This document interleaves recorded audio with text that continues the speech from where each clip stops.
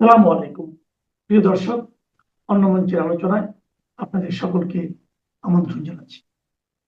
আজ আমাদের সঙ্গে অতিথি হিসেবে আছেন।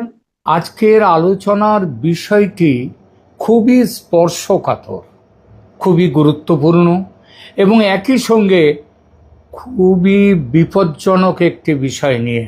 তাই অনুরোধ, দয়া করে শেষ পর্যন্ত শুনবেন। পশ্চিমবঙ্গের আসন্ন বিধানসভা নির্বাচনকে ঘিরে সীমান্ত এলাকায় এক ধরনের আতঙ্ক, গুঞ্জন এবং সন্দেহ ছড়িয়ে পড়েছে। অনেকেই বলছেন বাংলাদেশ সীমান্ত ঘেঁষা জেলাগুলিতে জামায়াতে ইসলামী ও তার সহযোগী শক্তির উত্থান পশ্চিমবঙ্গের ভোটে প্রভাব ফেলতে পারে। আবার কেউ কেউ আরও এক ধাপ এগিয়ে দাবি করছেন মমতা বন্দ্যোপাধ্যায়ের সরকার ইসলামী ভোট ব্যাংকের রাজনীতি করেন।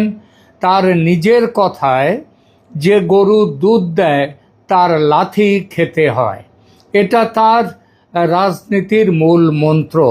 আর এই রাজনীতি তাকে ইসলামী মৌলবাদী রাজনীতির প্রিয় পাত্র, কাছের মানুষ করে তুলেছে।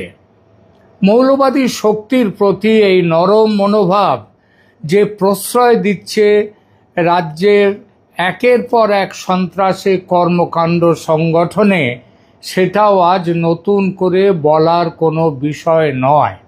আর এই সব কিছুর যোগসূত্র মিলে স্থানীয়ভাবে একটা আশঙ্কা তৈরি হচ্ছে পশ্চিমবঙ্গে, যে ভোটের দিন সীমান্ত এলাকাগুলোতে, সীমান্ত পেরিয়ে বাংলাদেশি মৌলবাদী শক্তি ও দুষ্কৃতীরা পশ্চিমবঙ্গে অনুপ্রবেশ করে গোলমাল সৃষ্টি, ভয় দেখানো, এমনকি নাশকতার চেষ্টাও করতে পারে।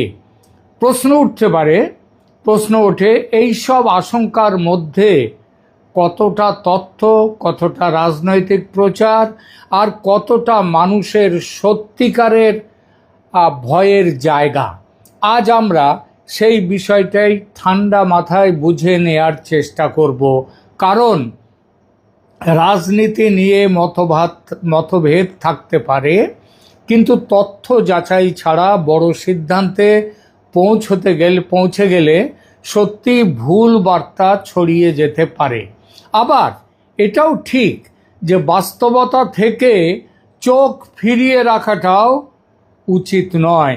চোখ বুজে থাকলে প্রলয় থেমে যায় না। আলোচনার প্রথমেই আসি সেই বৈঠকের কথায়, যেটা নিয়ে এত আলোচনা হচ্ছে। কলকাতায় কেন্দ্রীয় আধা সামরিক বাহিনীর শীর্ষ কর্তাদের, সেখানে আধা সামরিক বাহিনীর সমস্ত সিআরপিএফ, বিএসএফ, আইটিবিপি ইত্যাদি যত আধা সামরিক সংস্থা আছে, তাদের সব বাহিনীর শীর্ষ কর্তাদের একটি গুরুত্বপূর্ণ বৈঠক হয়েছে 3 দিন আগে 18 এপ্রিল।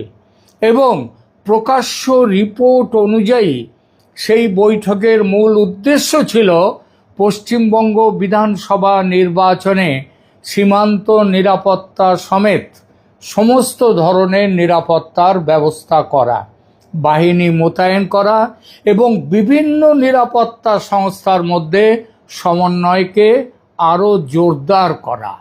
এই বৈঠকে সিআরপিএফ, বিএসএফ, সিআইএসএফ, এসএসবি এবং আইটিবিপির উচ্চপদস্থ কর্তারা অংশ নেন বলে রিপোর্ট এসেছে।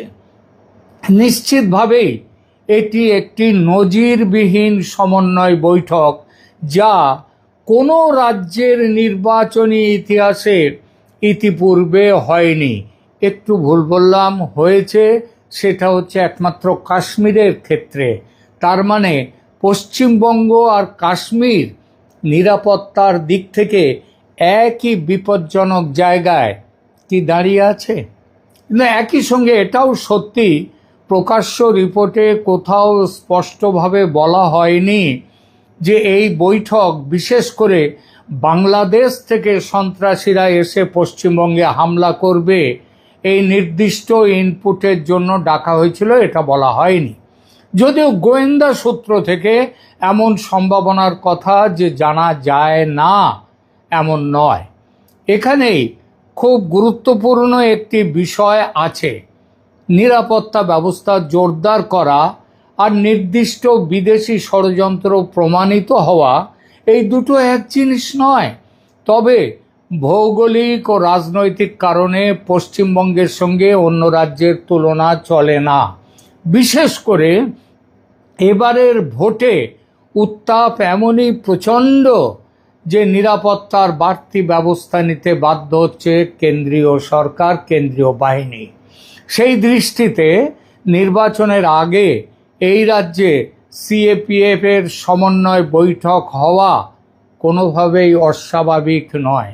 সুতরাং শুধু বৈঠক হয়েছে বলেই ধরে নেওয়া যাবে না যে সীমান্ত পারের কোনো প্রমাণিত সন্ত্রাসী অভিযান চিহ্নিত হয়ে গেছে। যদিও গোয়েন্দা সূত্র এমন সম্ভাবনার কথা কিন্তু অস্বীকার করছে না, আর সেইটাই হচ্ছে দুশ্চিন্তার বিষয়।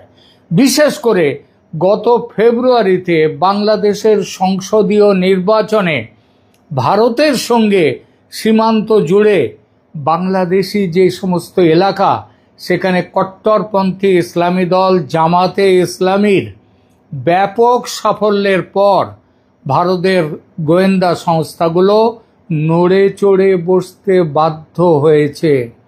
ফেব্রুয়ারির বাংলাদেশ নির্বাচনে এমন বেশ কিছু রিপোর্ট প্রকাশিত হয়েছে যেখানে বলা হয়েছে সীমান্ত ঘেঁষা অনেক এলাকায়, মানে বেশিরভাগ এলাকাতেই জামাতে ইসলামী এবং তার বন্ধুরা, মিত্ররা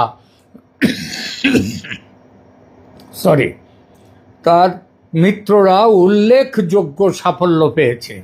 কিছু বিশ্লেষণে খুলনা, রংপুর ও রাজশাহীর মতো অঞ্চলে জামাত সমর্থিত শক্তির প্রচণ্ড ভালো ফলাফলের কথা বিশেষভাবে উল্লেখ করা হয়েছে।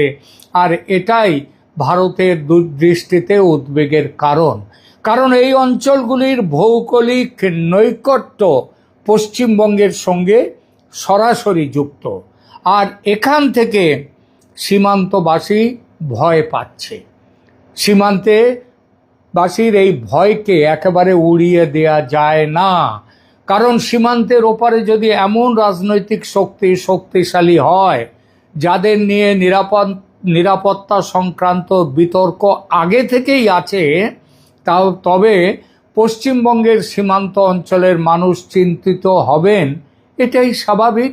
বিশেষ করে যেখানে অনুপ্রবেশ, জাল নথি, পাচার এবং ধর্মীয় মেরুকরণ এই সব ইস্যু বহু বছর ধরে রাজনীতির অংশ হয়ে আছে এই পশ্চিমবঙ্গে। আর এই ন্যারেটিভকে তার রাজনৈতিক ইস্যু তৈরি করে নির্বাচন কমিশনের বিরুদ্ধে সম্মুখ সমরে নেমেছেন রাজ্যের মুখ্যমন্ত্রী মমতা বন্দ্যোপাধ্যায়। যদিও এখানে একটা সীমারেখা টানা দরকার।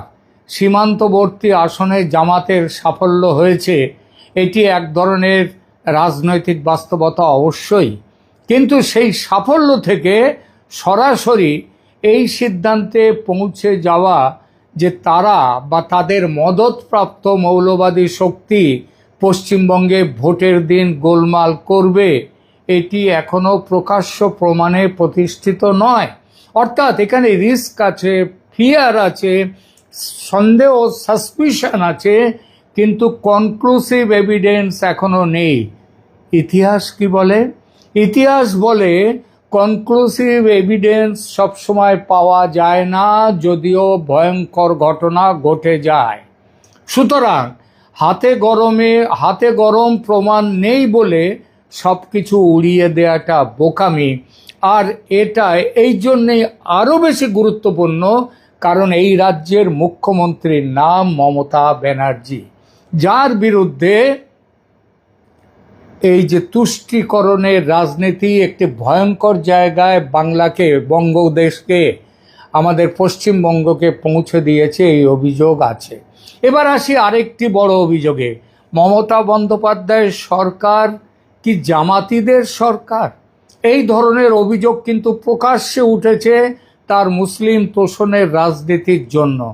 ক্ষমতায় টিকে থাকার জন্য she can go to any extent, তিনি যা খুশি করতে পারেন ক্ষমতায় টিকে থাকার জন্য।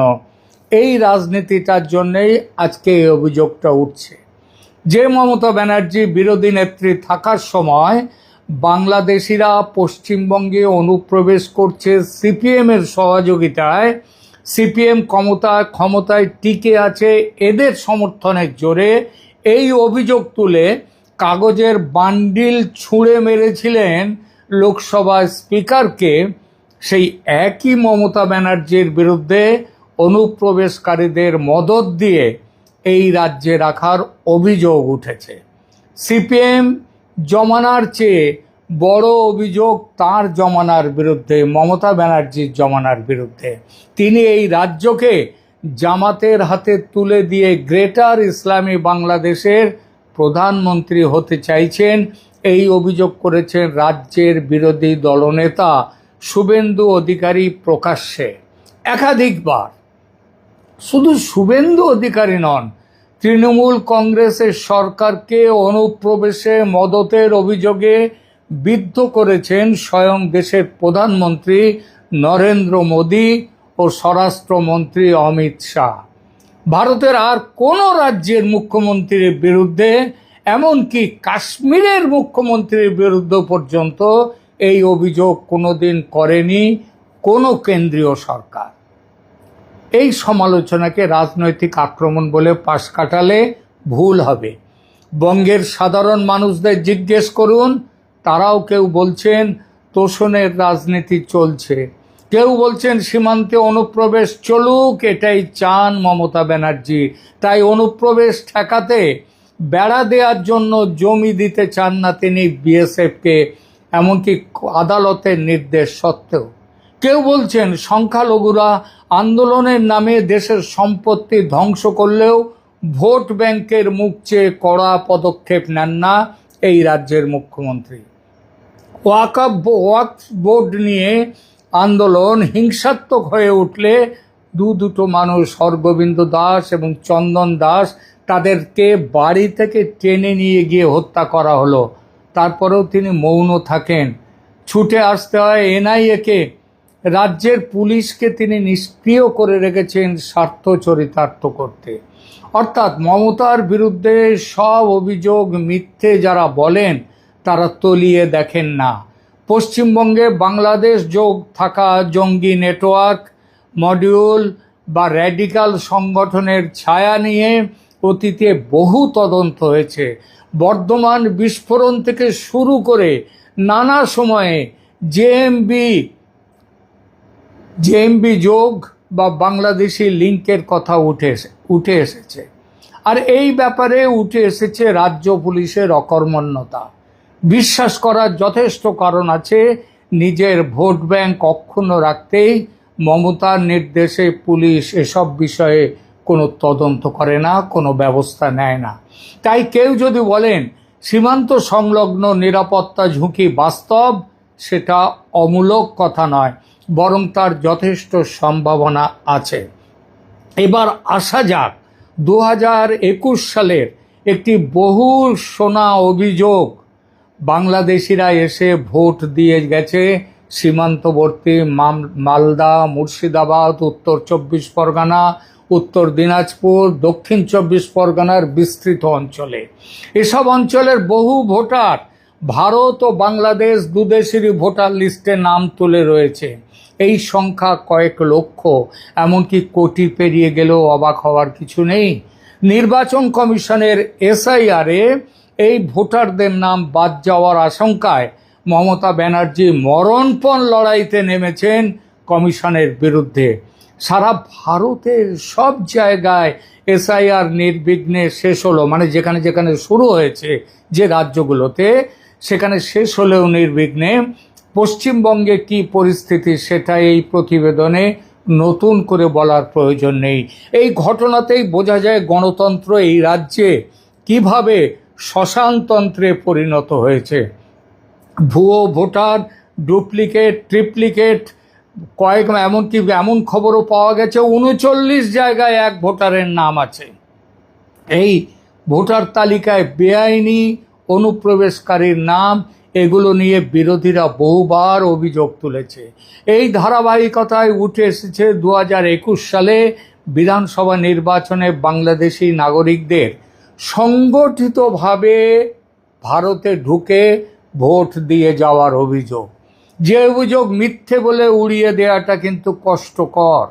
স্থানীয় মানুষ বলবে কিভাবে অনুপ্রবেশকারীরা রাজ্য সরকারের মদতে এই রাজ্যের ভোটে অংশ নেয়। এবার আসি মুর্শিদাবাদের শামসেরগঞ্জের ঘটনার কথায়। এই ঘটনা নিয়ে মানুষের আবেগ খুব স্বাভাবিক। প্রকাশ্য রিপোর্টে এসেছে হিংসার মধ্যে হরগোবিন্দ দাস ও তার ছেলে চন্দন দাস নিহত হন। বহু গ্রেপ্তার হয়, বহু নয়, ১৩ জনকে এর মধ্যে গ্রেপ্তার করা হয় এবং ঘটনাটি বড় আইন শৃঙ্খলা সংকটে পরিণত হয়েছিল। পরে বিচার প্রক্রিয়ায় ১৩ জন দোষী সাব্যস্ত হয়ে যাবজ্জীবন কারাদণ্ডে দণ্ডিত হয়েছে। কিন্তু ঘটনার ব্যাপ্তি বিচার করলে এই সাজা খুবই সামান্য। তৃণমূল কংগ্রেসের যে নেতারা ওয়াকফ সংশোধন আইনের বিরুদ্ধে পাবলিককে খেপিয়েছিল, তাদের বিচারের বলেছিল যে পশ্চিমবঙ্গে ওয়াকফ আইন চালু করতে দেয়া হবে না। এই খেপিয়ে তোলার উস্কানি দাতাদের অন্যতম ছিলেন স্বয়ং মুখ্যমন্ত্রী। কিন্তু তার বিচার কে করবে? এবং বহু তৃণমূল নেতাকে বিচারের আওতার বাইরে রাখা হয়েছে। অর্থাৎ ঘটনা বাস্তব, মৃত্যু বাস্তব এবং তা অত্যন্ত উদ্বেগজনক। কিন্তু আসল অপরাধীদের বেশিরভাগকে পুলিশ ধরেনি, কারণ তারা তৃণমূল কংগ্রেসের নেতা। স্থানীয় মানুষরা বলেন সেদিনের হিংস্র আন্দোলনে অংশগ্রহণকারীদের মধ্যে ছিল বাংলাদেশি মৌলবাদী দুষ্কৃতীরাও। ঘটনার পর তারা পালিয়ে যায় বাংলাদেশে। স্থানীয় সূত্রে আরও জানা যায় এই হামলার নেতৃত্বে ছিল সীমান্তের ওপারের দুষ্কৃতীরা। কিছু গোয়েন্দা সূত্র ভিত্তিক রিপোর্টেও তার উল্লেখ আছে। সীমান্তের দিকে নজর দেওয়ার কথা বলা হয়েছে। উত্তরবঙ্গ সংবাদ পত্রিকা এই ঘটনার যে রিপোর্ট দিয়েছিল তখন, সেটা একবার শুনুন, তাদের ভাষায় পড়ছি। বাংলাদেশি মৌলবাদী সংগঠনগুলি এই গণ্ডগোল পাকিয়েছে বলে অভিযোগ। আমার কথা নয়, উত্তরবঙ্গ সংবাদে তাদের সাংবাদিক লিখছেন। মূলত জামাতুল মুজাহিদিন বাংলাদেশ মানে জেএমবি এবং আনসারুল্লাহ বাংলা টিম মুর্শিদাবাদের অশান্তির পেছনে বলে নবান্নে রিপোর্ট দিয়েছে। কারা রিপোর্ট দিয়েছে? রাজ্য গোয়েন্দা দপ্তর, কেন্দ্রীয় গোয়েন্দারা নয়, রাজ্য গোয়েন্দারা রিপোর্ট দিয়েছে। বাংলাদেশের জেএমবি এবং আনসারুল্লাহ বাংলা টিম এবিটি, তারা এই গণ্ডগোল করেছিল। তারা সেদিনের হিংসার পেছনে, অশান্তির পেছনে বলে নবান্নে রিপোর্ট দিয়েছে। বিএসএফের গোয়েন্দারাও প্রায় একই রকম রিপোর্ট দিয়েছে এই আধা সামরিক বাহিনীর দক্ষিণবঙ্গ ফ্রন্টিয়ারের আইজির কাছে। বিএসএফও তাই বলেছে। রিপোর্ট অনুযায়ী গত কয়েকদিন ধরে বাংলাদেশ সীমান্ত দিয়ে অনুপ্রবেশ ঘটেছে মৌলবাদীদের। বেশ কিছুদিন ধরেই এ রাজ্যে গোলমাল পাকানোর ছক ছিল তাদের। ওয়াকফ আইনের বিরুদ্ধে কিছু লোকের অসন্তোষে এই মৌলবাদীরা হাতে অস্ত্র পেয়ে যায়, স্থানীয়দের উস্কে অশান্তি পাকায়। বিএসএফের রিপোর্টে মূলত নিশানা করা হয়েছে জেএমবির দিকে। শুনলেন, আমার কথা নয়, এ সংবাদপত্রে প্রকাশিত রিপোর্ট। আবার কিছু রিপোর্টে দেশের অভ্যন্তরের একাধিক কট্টরপন্থী সংগঠনের ওই জেএমবি আনসারুল্লাহ বাংলা টিমের সঙ্গে সংশ্লিষ্টতার অভিযোগও এসেছে। এখন সবচেয়ে গুরুত্বপূর্ণ প্রশ্ন, ভোটের দিন কি সীমান্ত পারের লোক এসে গোলমাল করতে পারে? ২০২৫ সালের শামসেরগঞ্জের ঘটনা দেখলে এমন সম্ভাবনা কি আদৌ অবাস্তব বলে মনে হয় আপনার? নাকি মনে হয় এটা খুবই বাস্তব? কারণ সীমান্ত এলাকা মানেই শুধু আন্তর্জাতিক কাঁটাতার নয়, সেখানে রয়েছে আত্মীয়তার সম্পর্ক, চোরাপথ, অবৈধ চলাচল, পাচার চক্র, রাজনৈতিক উত্তেজনা এবং অনেক সময় গুজবের দ্রুত বিস্তার। বিস্তার, কিন্তু গুজব যে সবটা থাকে না, জল্পনার দ্রুত বিস্তার, জল্পনার মধ্যে সব যে কল্পনা থাকে তা নয়। নির্বাচনের সময় এই সব ফ্যাক্টর একসঙ্গে কাজ করলে ভয় এবং অস্থিরতা বেড়ে যায়। এখানে গোয়েন্দা সতর্কতা আছে, প্রশাসনিক প্রস্তুতি আছে, রাজনৈতিক সন্দেহ আছে, আর রাজনৈতিক নেতাদের তাদের কৌশল আছে। এই সম্ভাব্য ঝুঁকির মোকাবিলা করার জন্যেই সমস্ত নিরাপত্তা বাহিনীর ডাইরেক্টর জেনারেলরা জরুরি বৈঠকে বসেছেন। সেই বৈঠকে সন্ত্রাসীদের ক্ষেত্রে জিরো টলারেন্স নীতি গ্রহণের সিদ্ধান্ত নেওয়া হয়েছে বলে জানা যাচ্ছে বিভিন্ন সূত্রে। শেষ করি আলোচনা। এই মুহূর্তে যা বলা যায় তা হলো, বাংলাদেশ সীমান্ত ঘেঁষা কিছু এলাকায় জামাত, এবিটি ও তাদের জোটের উত্থান ভারতের জন্য নতুন নিরাপত্তা চিন্তা তৈরি করেছে। পশ্চিমবঙ্গের নির্বাচনকে কেন্দ্র করে কেন্দ্রীয় বাহিনীর উচ্চ পর্যায়ের সমন্বয় ও প্রস্তুতি সেই উদ্বেগের একটি প্রাতিষ্ঠানিক প্রতিফলন। পশ্চিমবঙ্গে জঙ্গি যোগ, অনুপ্রবেশ ও মৌলবাদী নেটওয়ার্ক নিয়ে অতীতে বহু তদন্তের নজির আছে, আর এই কারণেই আমাদের সতর্ক থাকতে হবে, কিন্তু উত্তেজিত নয়, ভয় পেয়ে ঘরে থাকা নয়। এবারের নির্বাচনের সুরক্ষা ব্যবস্থা এতটাই কড়া, বুঝতেই পারছেন যে সমস্ত ডিজিদের নিয়ে এইরকম বৈঠক ভোটের সময় কোনো রাজ্যে হয় না, যেটা পশ্চিমবঙ্গ হচ্ছে। সুতরাং নির্বাচনের সুরক্ষা ব্যবস্থা এতটাই কড়া যে সাধারণ মানুষ নিশ্চিন্তে ভোট কেন্দ্রে গিয়ে ভোট দিতে পারেন। তবু এই প্রতিবেদন করার কারণ মানুষকে জানানো যে কী ষড়যন্ত্র চলছে দেশে। সীমান্তের মানুষ ভয় পাচ্ছেন, এটাকে সম্মান করতে হবে। প্রশাসনকে কড়া নজরদারি রাখতে হবে, কেন্দ্রীয় ও রাজ্য সংস্থার মধ্যে বাস্তব সমন্বয় করতে হবে। আর রাজনৈতিক দলগুলোকেও বুঝতে হবে সীমান্ত নিরাপত্তার মতো গুরুতর বিষয় শুধু ভোটের স্লোগান নয়, মানুষের জীবন মরণের প্রশ্ন। ক্ষমতা আঁকড়ে রাখার জন্য মানুষের জীবন, দেশের সুরক্ষা বিপন্ন করবেন না দয়া করে। যারা ক্ষমতায় আছেন তাদের উদ্দেশ্যে বলছি। শেষে একটাই কথা, উদ্বেগের কারণ আছে, সতর্কতার প্রয়োজন আছে, কিন্তু ভয়কে জয় করে আপনার গণতান্ত্রিক অধিকার প্রয়োগ করুন। ক্ষুদ্র স্বার্থের জন্য দেশের বৃহত্তর স্বার্থকে, দেশের সার্বভৌমত্বকে, দেশের মানুষের শান্তি নিরাপত্তাকে যারা বিসর্জন দিতে চায় তাদের যথাযোগ্য শাস্তি দিন। আপাতত এখানেই রাখছি। ধন্যবাদ।